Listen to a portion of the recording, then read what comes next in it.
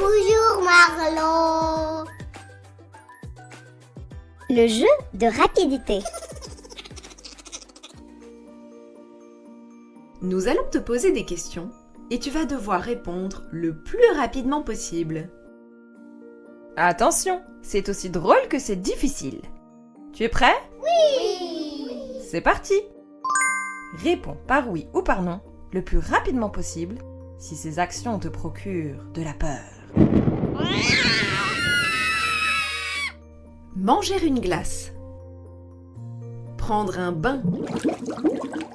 Toucher une araignée. Faire une bataille de coussins. Te promener seul dans la forêt, la nuit. Entendre l'orage. Peindre une fleur. Croquer une pomme. Croquer une pomme avec un ver de terre. Faire un bouquet de fleurs. Ranger ta chambre. Faire un cauchemar. Te gratter le nez. Faire un tour de manège. Chanter devant toute l'école. Préparer des crêpes. Miam. Manger une crotte de nez. Écouter de la musique. Aller chez le dentiste. Faire de la balançoire. Goûter un aliment nouveau. Faire une grimace. Chanter une chanson. Te faire surprendre par quelqu'un qui crie « Bouh !» Sauter dans la piscine. Faire des bulles de savon. Tomber du lit. Faire tes devoirs. Égarer ton doudou. Toucher un poisson. Explorer une cave. Caresser un lapin. Imiter un chien. Te faire gronder. Faire un câlin. Bravo! Dis donc, tu as été d'une incroyable rapidité. Oui, mais je ne pensais pas que toucher un poisson pouvait faire peur. Non, justement, moi ça ne me fait pas peur. Et maintenant, place à la musique. Nous allons te faire écouter des extraits de musique célèbres. Et à toi de dire si ces musiques ont été composées pour faire peur ou non. Tu es prêt? Ouvre bien tes oreilles. Fait-elle peur ou pas?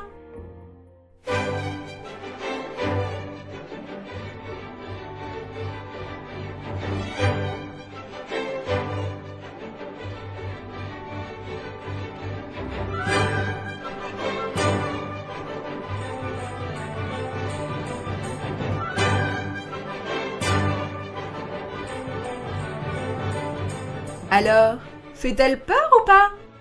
Eh non! Elle est plutôt joyeuse cette musique, tu ne trouves pas?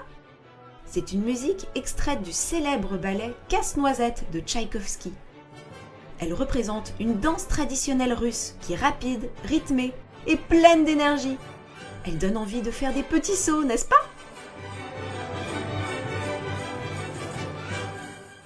Attention, voici le prochain extrait. Écoute bien.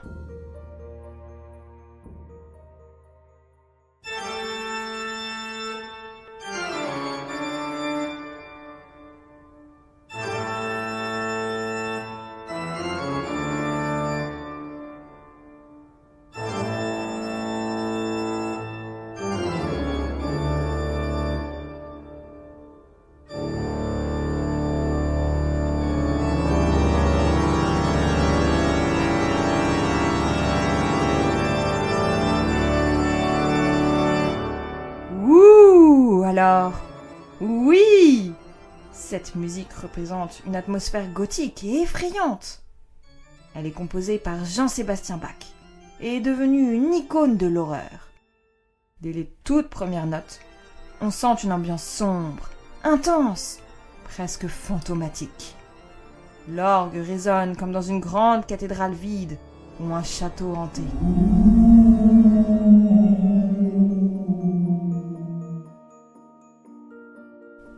Encore une? Concentre-toi bien.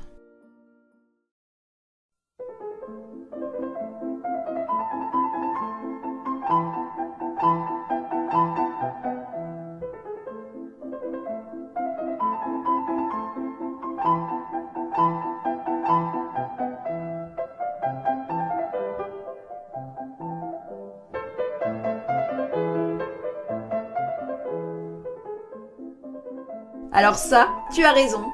Ça ne fait pas du tout peur. Ce morceau s'appelle La Marche turque de Mozart. Elle imite la musique des janissaires, qui sont des soldats de l'Empire ottoman, avec un rythme rapide et joyeux. Elle est vive, entraînante, et donne envie de marcher en cadence. On continue. Ouvre grand tes oreilles.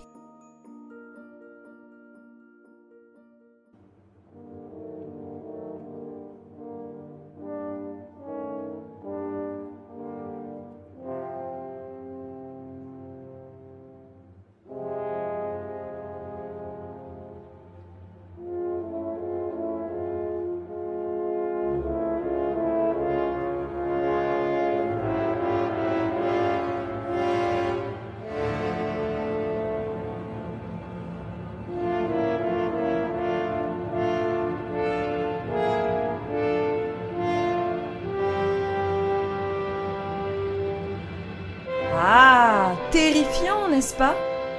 Sais-tu à quoi correspondent ces notes? Ah, un loup. Cette musique est extraite d'un conte musical appelé Pierre et le loup de Prokofiev. Peut-être le connais-tu? Chaque personnage de l'histoire est représenté par un instrument de musique. C'est un conte merveilleux et qui termine bien. Encore une musique. Alors, peur ou non?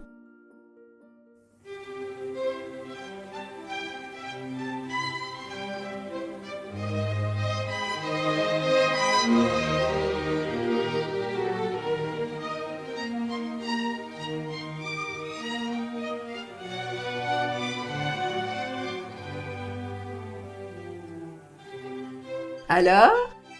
Eh bien non. Sais-tu pourquoi? Parce que cette musique est celle de Pierre du conte musical dont nous te parlions juste avant. On imagine bien un petit garçon gambader gaiement, non? Allez, encore un extrait.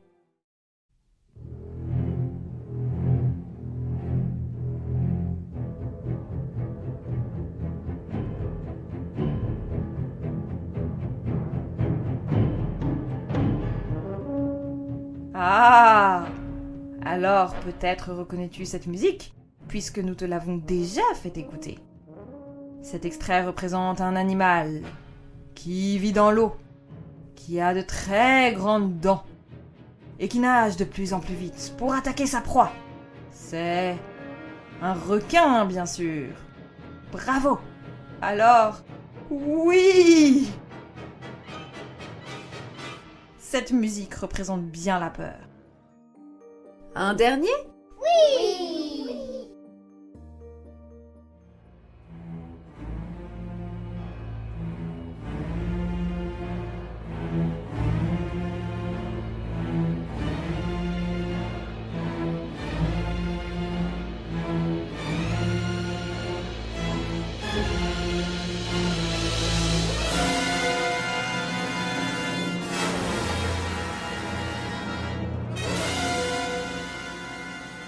Ouh, je frissonne, pas toi?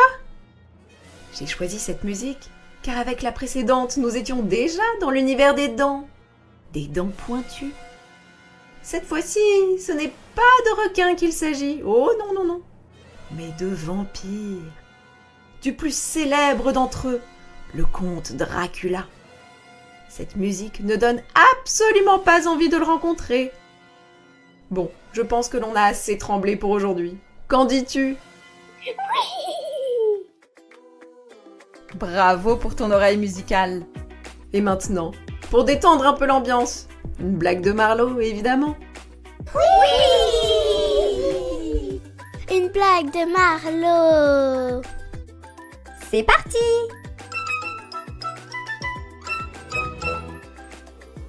Un monsieur rentre dans une boutique. Docteur, je crois que j'ai besoin de lunettes. Certainement, monsieur. Vous êtes entré chez le fromager.